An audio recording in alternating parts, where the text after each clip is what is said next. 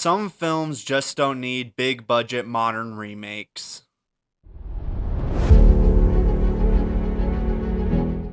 Hey guys, Caleb here from CDBS Studios, and I am a little bit of a Stephen King fan. Actually, I'm a huge Stephen King fan. I love his work, and I think he has some of the best horror stories I've ever seen in just the genre in general, because I'm a super fan of like the It franchise, and even tons of other things here and there from him, which just makes me love the dude all the more. And the newest Stephen King adaptation just came out, The Running Man, a remake to an already made adaptation of The Running Man that happened back with Arnold Schwarzenegger. And this movie, to say the least, is interesting. I want to say straight up for this review, I've actually not seen that original Running Man remake.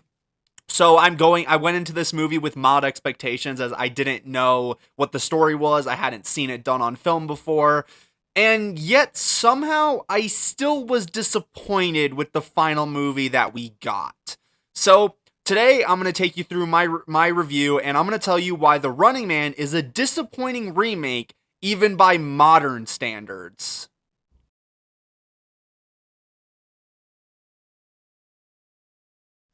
Like I usually like to do, I kind of want to start this review off a little bit positive by talking about the performances in this movie, and the performances in this movie are probably the best part about this whole thing. Glenn Powell is a naturally very charismatic lead performance, and his role in this movie is very good. I loved his like just overall energy he brought to this role, and it made me really enjoy the film as a whole. I also really love Josh Brolin as the villain. I think he does a really good job as this like corporate, like really big budget businessman who kind of is manipulating everything on the surface to get the entertainment he wants out of the Running Man show, which I think is just such a really well acted performance that could have gone so badly if it was given to the wrong actor. And Josh Brolin is able to kill it in this role. And he's also paired perfectly with Coleman Domingo, who plays the TV host of The Running Man. And he is also a really good presence in the movie, having this great just TV announcer voice that really sells the film's premise.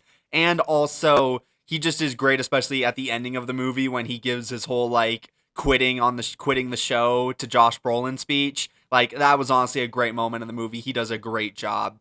And another character I really loved this movie was Michael Cera, as he's not in the movie for a lot of it. He's very confined to a very specific point in the movie, but he stole the movie every time he was on screen during that moment, because like Michael Cera is just a presence in every movie he's in, and in this movie it's no different. He's awesome.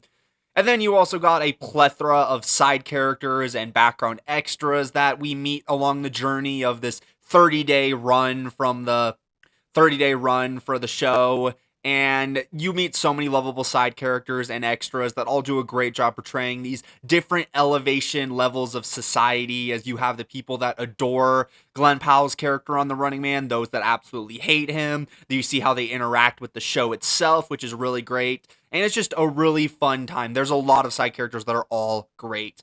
And the performances, to say the least, are the best part of this movie, as even when the movie is slow and dull in the form of its pacing and dialogue and story elements, the performances are the thing that keep you hooked on the story. So I can give that to this movie, that this movie does have some really solid performances, not only just from the leads, but also from the plethora of side characters and extras that we meet along the way.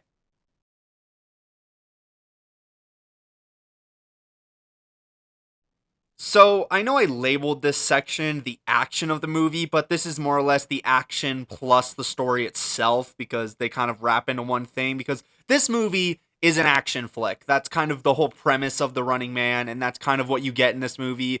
And the movie is very light on the action, and then also very slow whenever it's not in action.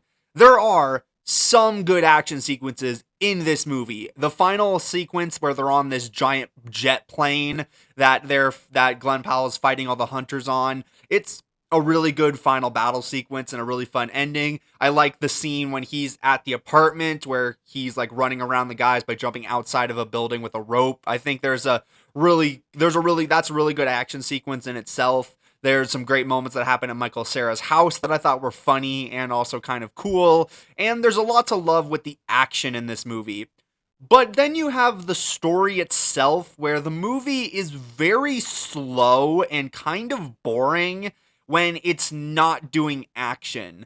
The opening, like 30 minutes, where we set up the whole concept of the Running Man show and Glenn Powell ends up getting trained and end up put on the show, that whole sequence feels very flat and slow because nothing of note really happens. Like, we find out very quickly about his struggling family situation, which is not done very well, especially because his family doesn't remain real characters for a majority of the film because they're missing from a ton of it screen time wise. So they're missing. And then he tries out for the Running Man show, which the tryouts themselves are not that very interesting, and they keep like fast paced jumping between the different sequences. And then he has his meeting with Josh Brolin where he gets on the show. And then from there on, that's when the movie really starts. And that's all like 20, 30 minutes at the beginning, which is kind of slow and boring in a lot of senses. And for how much I praise there are good action sequences, there are also a ton of action sequences in this movie that are really not that interesting or even interesting to talk about. There's a scene where Glenn Powell takes hostage of this woman in this car that he forces her to drive him somewhere. And it's supposed to be a tense moment, but I never felt any tension in the whole movie. I never felt any tension there. There's this whole bit where Glenn Powell's trying to make it to this secure bunker, but he gets caught by the helicopters and all these hunters coming after him, and it's not that interesting itself.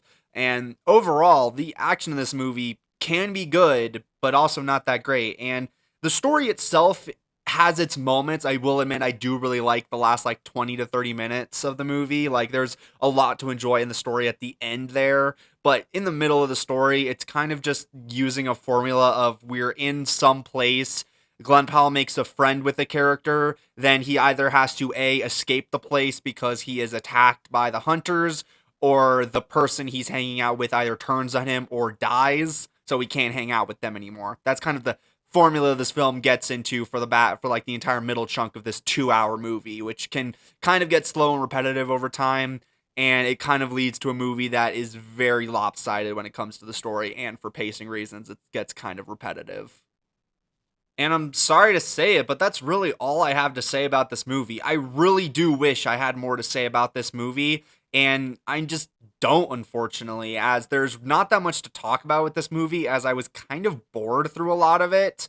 And like I said, it has good things. The performances are well, and there's a bunch of action sequences and story beats that I do really enjoy. But overall, this movie did not need to be 2 hours. Like, I don't know why this film is that long. And for an Edgar Wright movie of all things, this movie could have been a whole lot better than it is. So unfortunately, I'm going to have to give this one a 6 out of 10.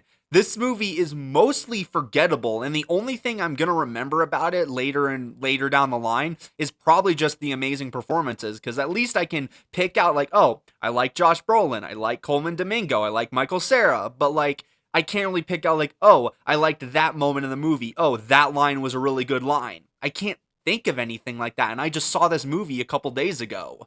So, sorry to the Running Man, but I wish I had more to say about this movie, but I just don't, unfortunately. So, sorry to all the Running Man fans, but and Stephen King fans. I did not think this was a very compelling movie. I think it's fine, like I mentioned, a 6 out of 10 is not bad in my eyes, but at the same time, like, I wanted to love this movie as much as I've been loving things like Welcome to Derry and even other Stephen King movies this year like The Long Walk. I wanted to love this movie as much as those. So, fortunately, can't put this movie any higher than a 6 out of 10, which is unfortunate. So, thank you guys all very much for watching this review, and I want to know if you have seen The Running Man, put your thoughts on it down in the comments down below, and maybe we can get a conversation going. Without further ado, thank you guys all very much for watching this video. Hope to see you guys all in the next one. Bye, guys.